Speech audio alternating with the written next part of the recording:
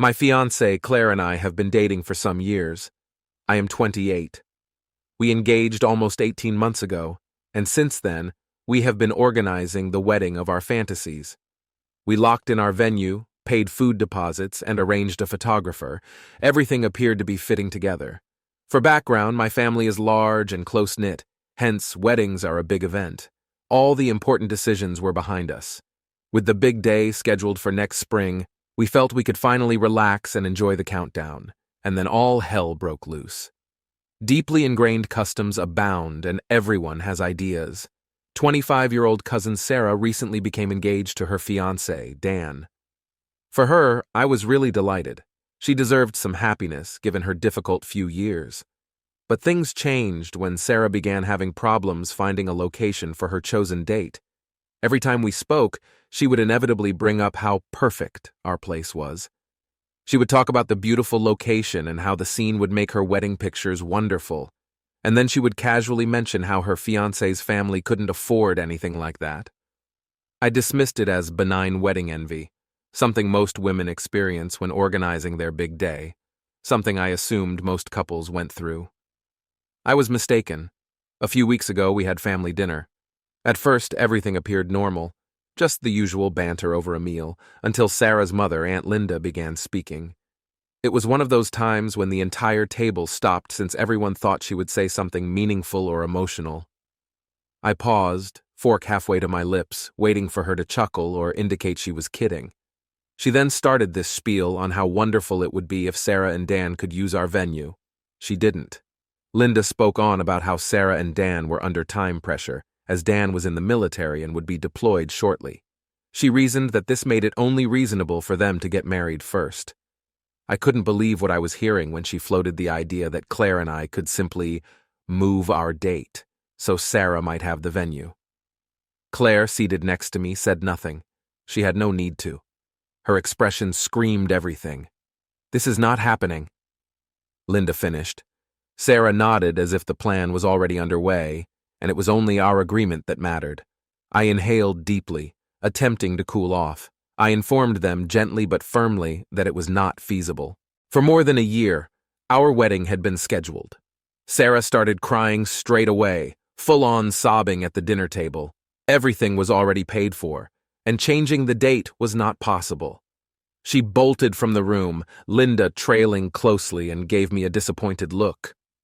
Uncertain of what to say, the rest of the family sat in embarrassing silence. Though they appeared uneasy, my parents did not jump in to support me. I hoped that would be the end of it. Claire gripped my hand under the table, silently assuring me she was on my side. Maybe Sarah would calm off and come to senses, but my phone burst the following day. Texts, missed calls, voicemails, most from family members trying to guilt me into being the bigger person. Linda must have got to them first, as the messages all held the same tone. Consider family unity.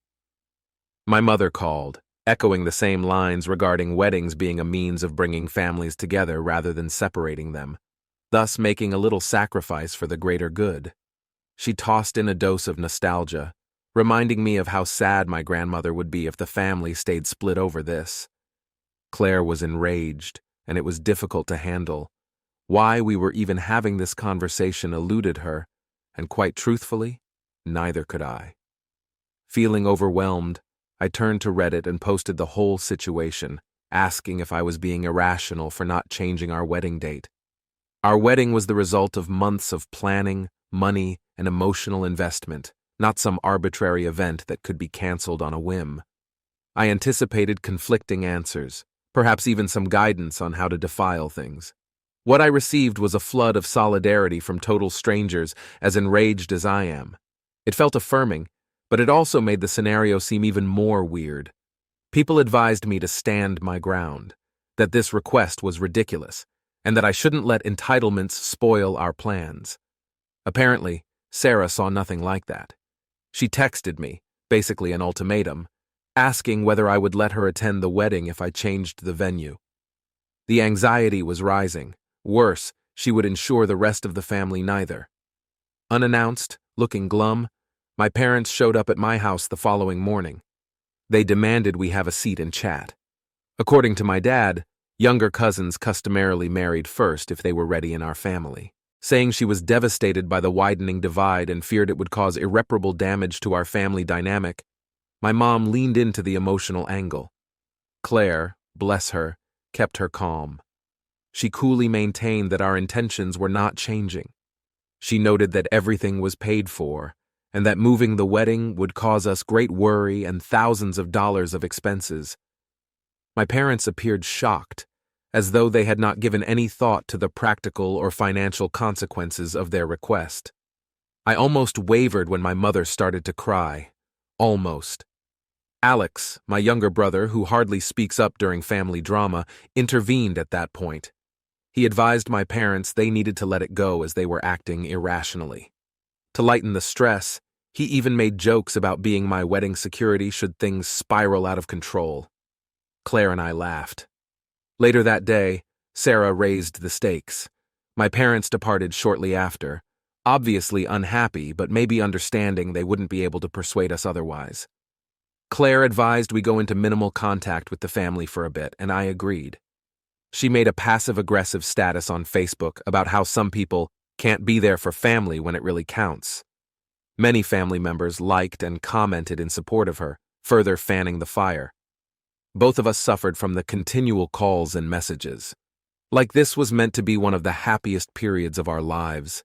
It felt as though we were drowning in drama. As the turmoil deepened, so did my will. This was our wedding. Nobody, not even family, was going to take that away from us. Having decided to have little contact with my family, I foolishly assumed things would cool out. I reasoned that everyone would have time to see how ridiculous the whole scenario was if I allowed them some space. Rather, things only grew worse. I woke up to a phone full of alerts a couple days after my parents visited. Reiterating some of the same arguments my mother had used, my grandmother had joined the chorus and left me a long, emotional voicemail about how family unity was more important than a single day. She urged me to rethink for the sake of tradition and harmony. Claire, like usual, kept me grounded. Hearing her voice shook my resolve a little. I had always been close to her, and knowing she was angry made it more difficult to remain firm. "Your grandma means well," she remarked, "but she doesn't know what she's asking of us." She wasn't wrong, but it didn't make things simpler. You owe no one this sacrifice. I resolved not to answer the voicemail right away. I needed time to work out how to handle it without allowing my guilt control to rule. Later that day, things got quite ridiculous. Dan, Sarah's fiancé, texted me out of the blue. He apologized instead of defending Sarah as expected.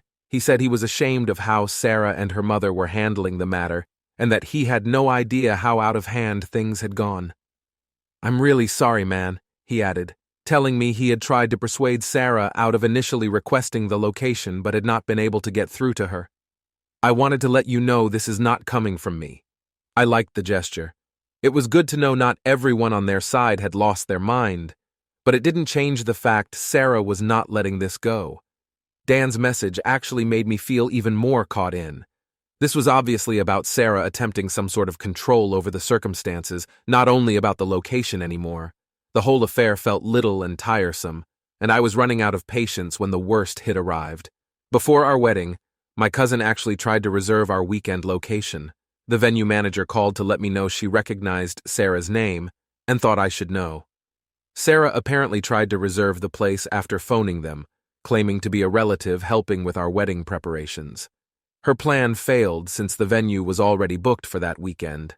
Still, learning about it set Claire on fire. "She's gone too far, pacing the living room," Claire said. "Who is that? If she cannot get us to give her our date, does she believe she can simply steal it? That is ridiculous." She was incorrect. It was absurd. Something I had been dreading, I contacted Sarah straightforwardly and faced her. She disputed everything, saying it was just a misunderstanding when I indicated that the venue had reported her effort. She doubled down, accusing me of overreaction and trying to paint her as the villain. "You're making this into such a big deal," she continued. "Why are you unable to simply assist me? Moving the date won't ruin your wedding." I hung up before I said something I would regret. To ensure Sarah could not further tamper with our plans, Claire and I decided to loop in our wedding planner. The planner promised us that everything was safe and even offered to help with venue coordination to guarantee no illegal modifications could be done. Still, it bothered me that Sarah had gone behind our backs in such manner. The turmoil spilled into the family group chat the following day. Rachel, my 31-year-old older cousin, finally had enough and usually stays away from family problems. "This is ridiculous," Rachel said, delivering a direct message chastising Sarah for her actions and denouncing of everyone who had been supporting her. Sarah must realize she does not own the venue. Since Sarah lacked forward planning, stop asking OP to spoil his wedding preparations. Embarrassing. The group conversation went crazy. Some family backed Sarah, claiming Rachel lacked the awareness of the duress Sarah was facing. Others stayed out of the dispute but quietly appreciated Rachel's message. Unsurprisingly, Sarah responded indirectly but left another passive-aggressive post on Facebook on how people don't know the whole story. By now, I was worn out. I agreed Claire proposed we block Sarah and Linda on all social media to prevent reading their posts. Not worth the emotional toll, was it? Still, the family drama was not quite finished. My mother phoned once more a few days later, her voice strained. "Your aunt is furious," she said. "Mom," I began, scarcely able to contain my irritation. "Sarah doesn't even have a venue. She's saying you're wrecking Sarah's wedding plans on purpose. She is the one trying to destroy our wedding." "I know," she said, "but you know Linda is like that. She is not going to let this pass. Perhaps you could—" "I'm not sure exactly. Talk to her? Try to run things over smoothly." "Smooths things over?" I kept repeating. "Following all they have done?" Mom didn't press further, but I could tell she was still conflicted between wanting to keep the peace and supporting me. "I'm not sure what you expect me to say." Truthfully, it stung. Claire and I agreed we needed a weekend trip, as I wanted her to totally support me but also knew how strongly rooted the entire family-first attitude was for her. Just a few days to unplug, concentrate on each other, and act as though the drama never existed. That was just what we required. We were able to discuss our wedding for the first time in weeks without feeling overwhelmed by Sarah's antics. When we returned, rejuvenated and resolved to remain strong, things took even another turn. One morning, I woke up to a 10-page text from Sarah, pure guilt-tripping in 10 paragraphs. It was draining to read, and I didn't even bother responding. She accused me of wrecking her life, said I didn't care about family, and even said her wedding was more important than ours based on Dan's possible deployment. Reading that over my shoulder, Claire shook her head in incredulity. "Let it go," she urged. "Engaging her just gives her greater strength. Pay us some attention." She was right. This was our wedding, and I was not going to allow Sarah's entitlement or jealousy to rob us of the happiness we so well deserve. Deep down, though, I knew this was not quite done. I was mistaken to believe Sarah's 10-paragraph guilt trip would be the height of her outburst. So incorrect. I woke up a few days following our return from our weekend trip to find our wedding venue manager calling. Early. Far too early for anything decent. The manager appeared nervous as she said someone had called, posing as me, to cancel our wedding reserve. My heartbeat dropped. Fortunately, before acting, the venue crew raised questions about the request. "Do you know who might have done this?" the manager asked warily. I had no need to second consider. It was Sarah that had to go. Nobody else in my life has displayed this degree of obsession or pettiness. I hung up, really sorry to the manager, thanked her for spotting the effort. I then sat there for a minute trying to sort out what had just happened.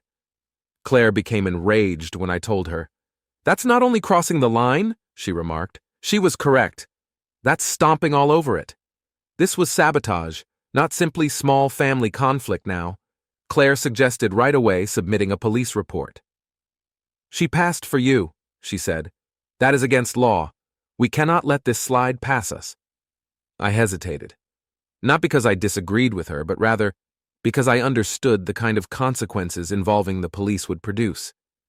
It would make the matter worse than it could be repaired, and the family would probably hold me rather than Sarah responsible. I could, however, overlook what she had done. Our whole wedding may have been thrown off if the venue had not noted the cancellation. We chose to postpone submitting the report for now, but devised a backup strategy to record everything just in case. To let them know what had transpired, I phoned my folks. My dad's answer stunned me. I expected indignation, maybe even a little guilt on Sarah's behalf. "Are you sure it was her?" he asked. "Maybe it's a misunderstanding." "A misunderstanding?" I captured. "She tried to grab the venue once already, and now this is happening? Besides, who else could it be? My mother intervened to try to straighten things up. Honey, Sarah has been under a lot of pressure. She is passionate and lacks clear thinking.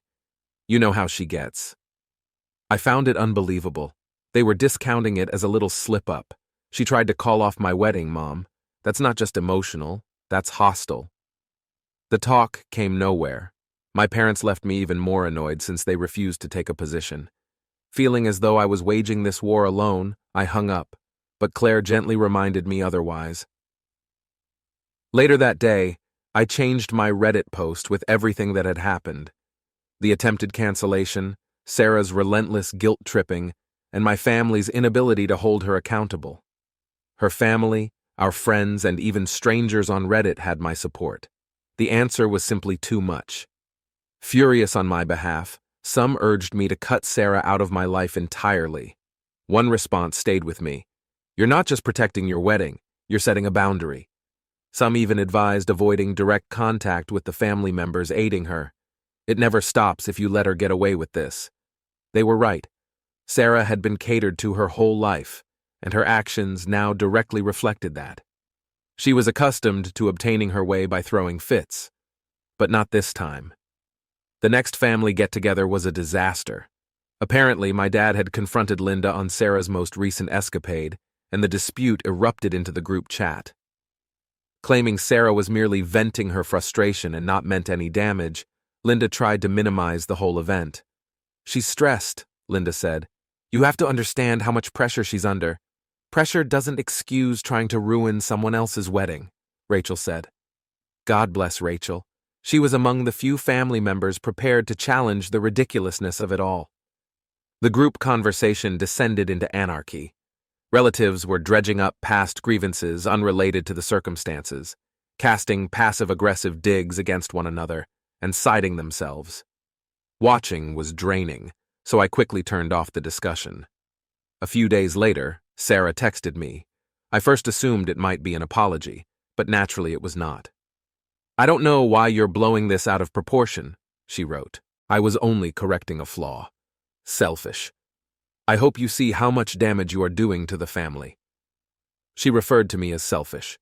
She still believed she was the victim after all she had done, after trying to seize my wedding, tamper with my preparations, and drag my name through the muck. Claire and I thought it was time to exercise some more serious care. I never bothered answering. Something we never would have dreamed we would need.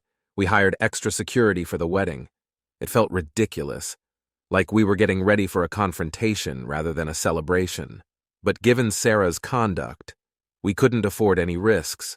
Our wedding planner was quite helpful. She agreed to manage any contacts with the venue going forward and even proposed using a password system for every vendor to stop more intervention.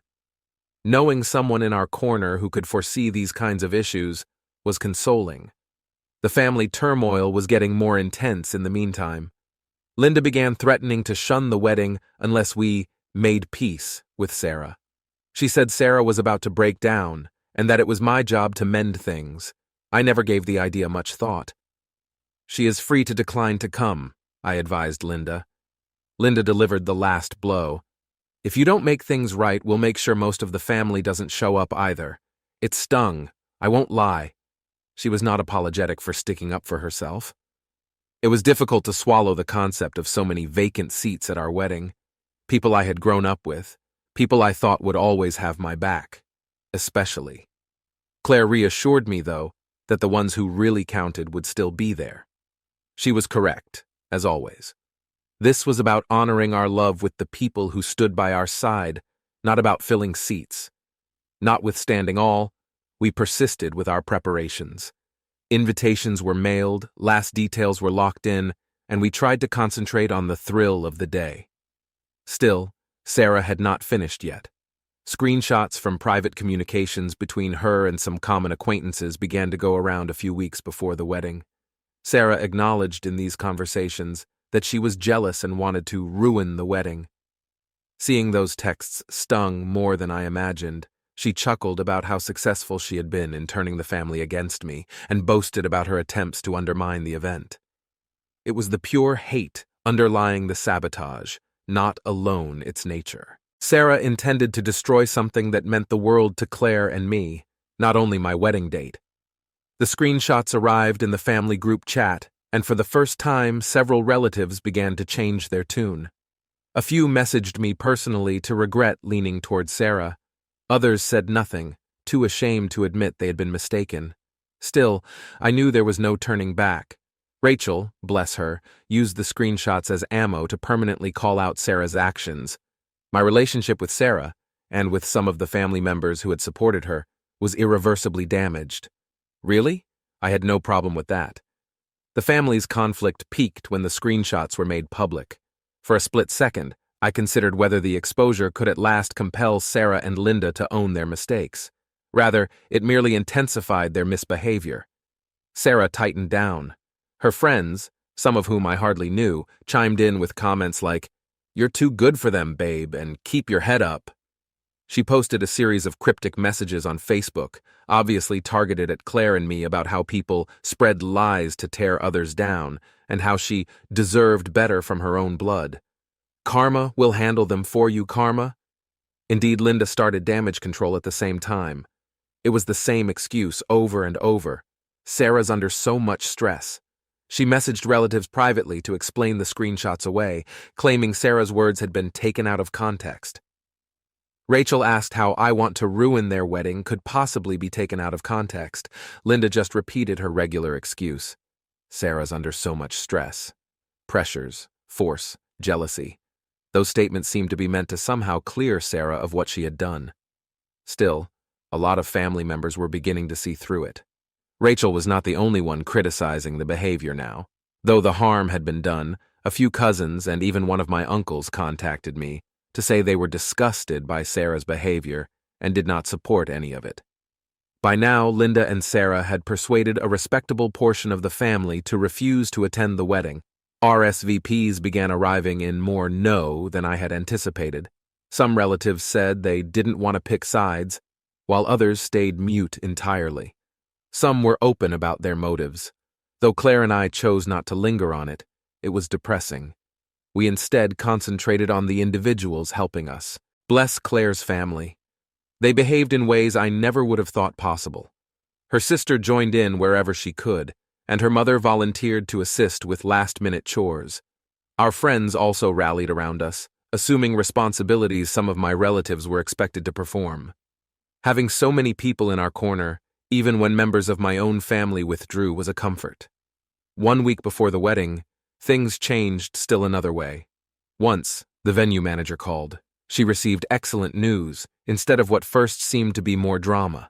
She had spoken with the hired security crew, and they were entirely ready for the event. They even volunteered to look out for unwelcome visitors. To stop any more efforts at Sabotage, the venue also put the password system we had mentioned into use.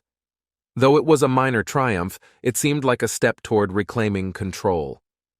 Claire and I sat together that evening to finish the guest list. Seeing all the names of those who would not be there, not because they couldn't, but rather because they had decided not to, was conflicting. Though Claire reminded me that those who really loved us wouldn't let turmoil keep them away. I felt sad. "This is about us," she added, holding my hand. Then arrived the last blow, not about them. Apparently feeling that Sarah's boycott was not having the expected impact, Linda decided to step up. Her voice dripping with false sympathy, she added, "If you don't apologize and make things right with Sarah, we'll make sure this family is divided permanently." She contacted me one last time. "Really, on your conscience, do you want that?" I laughed, unable to help, but Linda, it's already split in the family thanks to you and Sarah, not me. She stuttered, startled by my directness. "Well, if you're okay with that, we know where you stand. I've been clear where I stand from the start, I said. I hung up before she could reply. This is my wedding, and I am not changing anything. I stopped playing their games when the wedding day came faster than I had anticipated. It seemed strange to suddenly wake up and realize, this is it. I had been so engrossed in the drama. The day we lived today as the ceremony went perfectly. The extra security calmed my anxiety, even if there was still a residual worry about Sarah or Linda attempting some last-minute trick. There, filling the room with love and encouragement, were the individuals who really meant most to us. Every bit of drama and anxiety vanished as Claire descended the aisle. At that point, none of the anarchy counted. Promising to start a life together, it was just me and her. The reception was as beautiful, laughing, dancing, and more delight than I could have possibly dreamed of abound. Yes, there were some vacant seats, but the turnout of those who did show more than justified. Even my younger brother Alex, who had pledged to be security, spent the evening making things humorous. My older cousin Rachel gave a speech that had everyone crying. Claire's dad cracked jokes during his toast that left the room screaming with amusement. He drew me aside at one point and said, "See, not one bit of that other garbage counts. Look at everyone here. They came because they love you." He was right.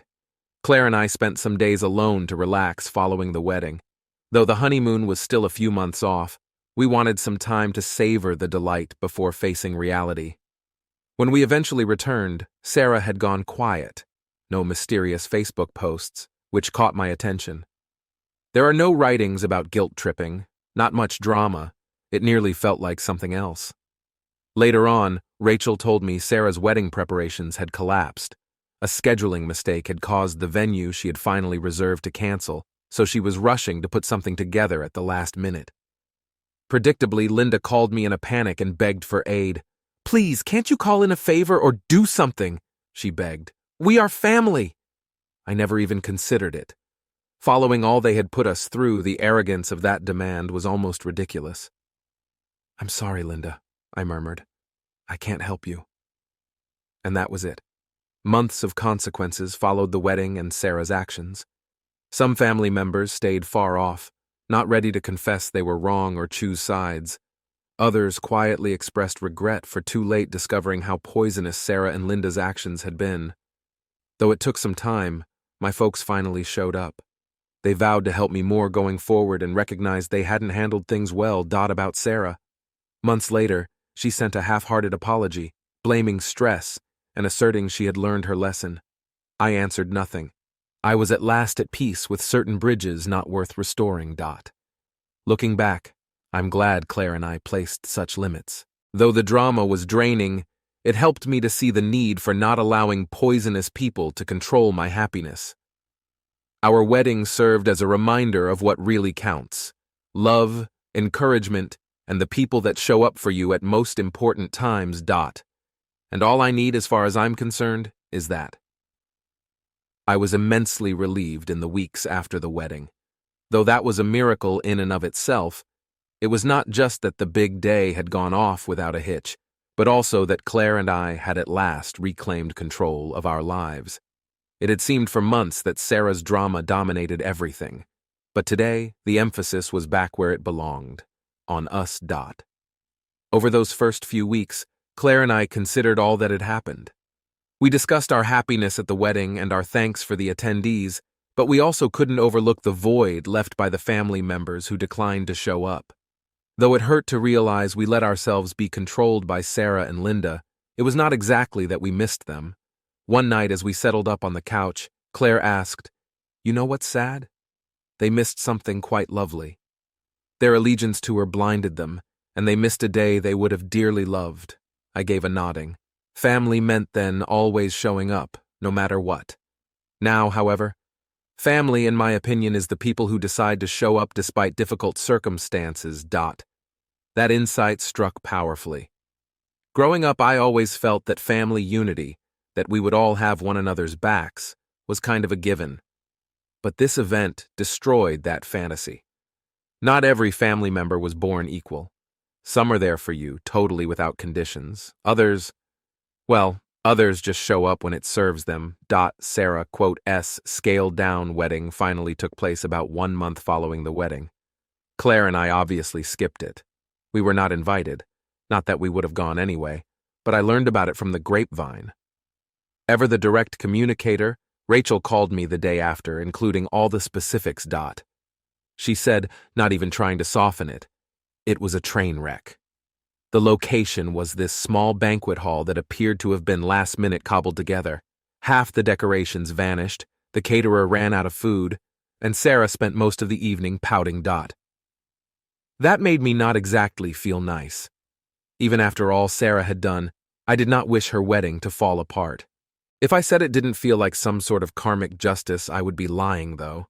She had tried to ruin my happiness for months, and finally it seemed that her resentment had undermined her own goals. Rachel, of course, lacked such doubts. She's lucky I didn't stand up during her toast and tell everyone what really happened, she said jokingly. When the DJ chose the incorrect song for their first dance, you might have seen her expression. She seemed like she would collapse. I laughed even though I should not have. Rachel had a sense of humor in even the most ridiculous circumstances, and really, I needed her lightheartedness. I was emotionally exhausted from the whole process with Sarah, and laughing seemed like a release. Claire and I then began reconstructing the most important relationships. After witnessing how things had turned out, some family members who had first supported Sarah got in touch to apologize. A few said they had been swayed by Linda and felt guilty for not defending me earlier. Others simply wanted to put the hatchet under cover, ignoring the damage they had done. About those apologies, I was not sure how I felt. I valued the work on one hand. Conversely, it seemed as though too little, too late. When we needed their help, where were these folks? Why did it take Sarah's total implosion for them to understand how poisonous the circumstances had been? Claire and I agreed to treat every relationship depending on the specific circumstances. Like Rachel and my younger brother Alex, some people have repeatedly shown their allegiance. From the beginning, they had been at our side, and those ties seemed stronger than they ever had. Others, we maintained a distance from them. Then there was Mom. From the beginning, she had been caught in the middle of all this, divided, as she tried to keep peace with Linda and Sarah while also supporting me. She finally sat me down for a long, overdue chat following the wedding. She apologized. Her voice weighed with shame. I owe you, she added. I need to have more stood up for you. I chose badly when I let Linda shame me into believing I had to decide between my kids and keep the family together. Her comments really stung more than I anticipated.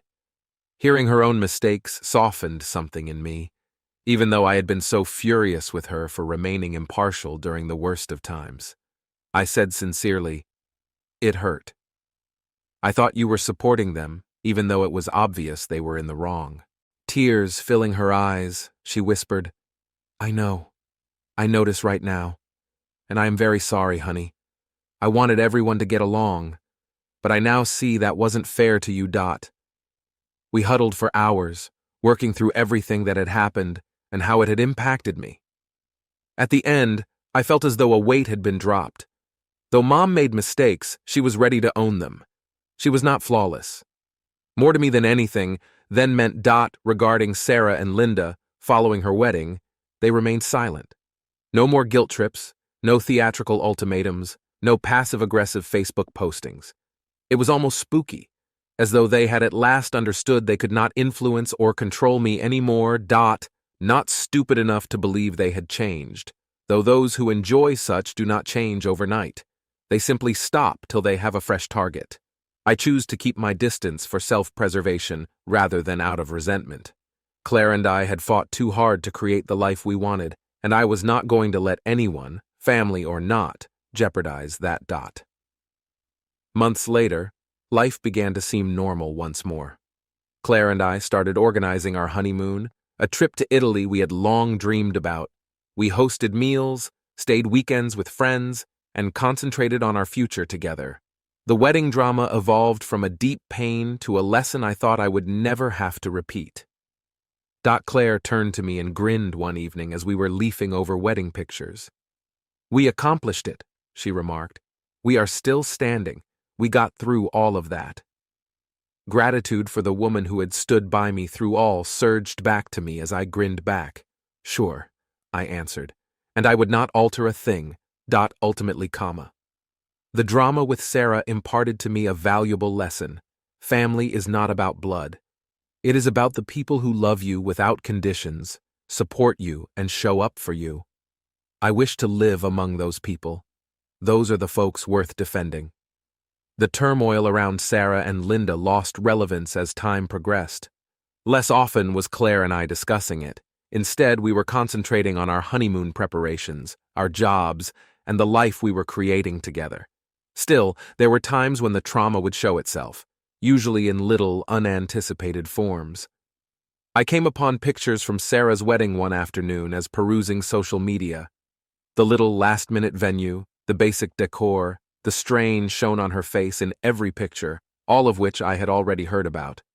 It ought to have felt like some sort of vindication, but I simply felt exhausted. Weary of the months of tension she had subjected us to, weary of the way her family had suffered, and weary of how little any of it appeared to have taught her. I closed the app and never gave it any more thought. A few months after Claire and I returned from our honeymoon, the true turning point arrived. One evening, Sarah sent me an unexpected note. It was long, many paragraphs, and the tone seemed somewhat different from the deflections and guilt-tripping I had become accustomed to. She said she was sorry, actually this time. She acknowledged that her actions had been motivated by envy, that she had allowed her feelings to control her, and that she sorely regretted the suffering she had inflicted. "I've been thinking a lot," she said, "and I understand now how unfair I was to Claire and you. I apologize for trying to undermine something so dear to your heart. I had to express something, even though I do not expect pardon. I was not sure how to answer for a second. Part of me wanted to tell her just how much damage she had done, to lay it all out so she may feel the weight of her activities. But another side of me, one that had gotten louder over time, simply wanted to let it go. I finally kept my answer brief, yet sincere. I appreciate you owning your apology. From this, hopefully, you have learned. I wish you the very best. It seemed to be the appropriate mix. Though I didn't want to bear the resentment anymore, I wasn't ready to pardon her totally. I left the door open just enough for the future, but not wide enough to let the drama sneak back in. I sent the note and went on. Things among the rest of the family stayed difficult. Like the tie with my parents, other connections have repaired organically over time. Others remained fragmented. I kept my distance while a few relatives who had sided with Sarah during the boycott contacted her following her apology in an attempt to mend fences. It was about preserving my serenity, not about carrying resentment. The friends who had been there for us all along gave Claire and me strength. Our inner circle consists of her family, our closest friends, and the few relatives who had stayed by our side during the upheaval. We immersed ourselves in spending time with them in order to create memories unrelated to the wedding drama. One of those events happened in Rachel's backyard cookout.